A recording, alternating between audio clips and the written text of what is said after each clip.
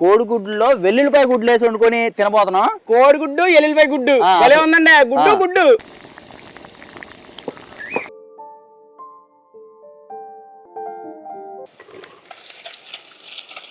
కూరకు సరిపడా నూనె పోసుకుందాం.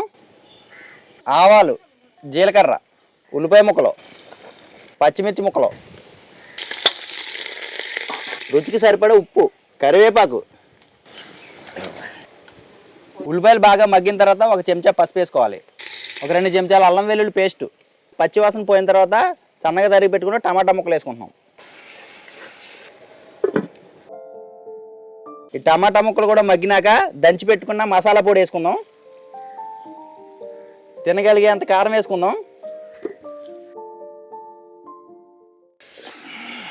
కారం అంతా పచ్చివాసన పోయిన తర్వాత నీళ్లు పోసుకుందాం. ఇప్పుడు దీంట్లో వేయించుకున్న గుడ్లు వేసేసుకుందాం. ఒలిచి పెట్టుకున్న ఎల్లుల్లిపాయ గుడ్లు కూడా వేసేసుకుందాం.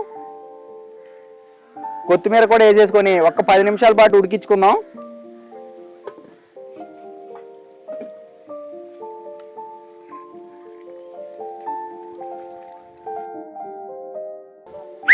గుడ్లు ఎల్లుల్లిపాయ గుడ్లు కూర రెడీ అయిపోయింది.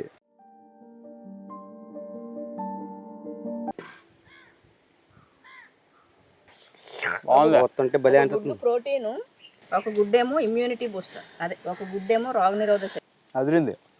అలాగా కోడిగుడ్డు ముక్క తీసుకోవాలండి. అదేవిధంగా ఎల్లుల్లిపాయ గుడ్డు తీసుకోవాలండి. ఆ రెండు తీసుకుని